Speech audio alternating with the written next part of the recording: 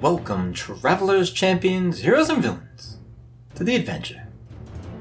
So it appears as though D&D stories are popular, so I figure it's about time to do more than give a few tips here and there.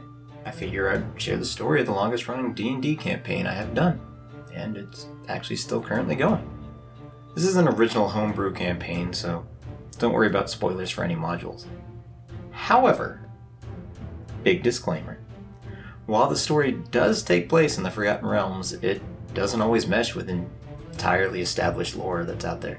I've removed and altered certain characters to fit the story as it unfolds, as well as what's needed at the time. So if you have a very specific view of how the established realm of the Sword Coast should act and behave, then I have some bad news. This'll peeve off your lore senses to no end. So, consider yourselves warned. The main character in this story is named Jalad, with an older mentor named Darmok. Yes, it is a Star Trek reference, but no, I didn't come up with it. Entirely my player's character and backstory. Jalad is a bronze dragonborn ranger. Jalad's background isn't super complicated, but I'm going to try and describe it right now and make it quick and easy. Jalad was raised in a dragonborn community. Darmok was the leader of a group of rangers that kept the town safe from monsters and the like. Eventually, a large black ooze creature was found in a cave in the nearby forest that surrounded the village the rangers were supposed to protect. Jalad, Namash, and Rodar, as well as the rest of the rangers, went to the cave to investigate. Upon arriving at the cave entrance, the creature made its presence known and erupted from the cavern, spilling out in all its inglorious, putrid form. The first of the rangers didn't even seem to move out of the way as the ooze enveloped him. Jalad, however, managed to spare his friend Rodar a similar fate by hoisting him from the forest floor with a grappling hook. The rangers do what they can, but the monstrous ooze manages to make its way into the forest. The scouts retreat looking for more assistance, but when they return with more might, the creature is just gone. However, Rodar is injured.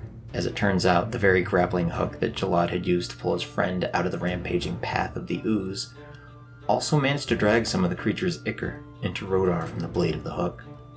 Namash keeps an eye on Rodar as he slowly begins to recover from his injury. However, after a few weeks of middling recovery, Jalad goes to check on his friends, getting a slight tingle down his spine as he finds his friends are bleeding a black ooze similar to what the creature left behind. His friends and closest allies had fallen under the sway of whatever creature was still out there, and as if on cue, an alarm springs out among the camp as the creature had returned. The fight was long and arduous, but eventually the Dragonborn Rangers had fought the creature back. Unfortunately, nothing could be done about the friends of Jalad. Namash and Rodar had to be put down to prevent the corruption from spreading. Jalad and his mentor Darmok spent years searching out the nature of the beast, always seeming to get close, but never fully exposing the truth to the light of day. Eventually, Darmok had found some clues worth investigating, and sent Jalad off to the City of Splendors, Waterdeep herself, to talk to a gnomish blacksmith named Telemar. Unfortunately, when Jalad arrived, the gnome was a shadow of his former self, or Darmok had neglected to inform Jalad that he was a raging alcoholic. Through much poking and prodding, Jalad discovered that the merchant caravans had gone missing, or at the least not making their way into the city. Telemar offered a small reward if the ranger would go and seek out the source of the disruption, which is what led Jalad toward the Sword Mountains of the Sword Coast, and down the path which would show him his true destiny, and give him the opportunity to save the world. It all started on a fairly normal day. The sun wasn't yet entirely overhead when Jalad, the Dragonborn Ranger, found a mercantile cart overturned on its side. A human body lay next to the overturned cart.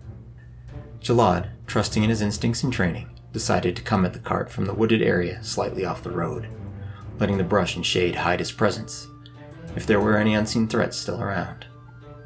Tuning into the nature around him, Jalad was able to pick up a few squeaks of the dragon tongue coming from the overturned wagon.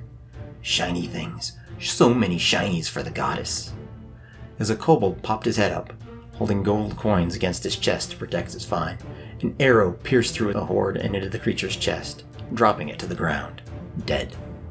2 more heads popped up from the side of the wagon, and combat was truly engaged.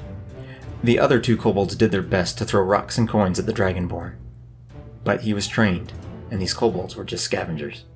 They fell quickly to the volley of arrows the ranger could deliver in quick succession. Jalad quickly went to investigate the cart, and the man that was down by it. The man barely had enough energy left to explain. "They came from the mountain." The man struggled to point towards a path up the mountainside before expiring from his wounds.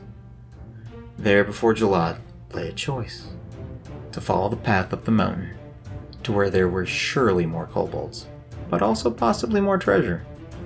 Or he could return to Waterdeep with the information and supplies that lay before him in the wagon. Choices shape who you are, and in the end, that's what we all are. We are our choices. And we will find out what choice Jalad made in the next adventure.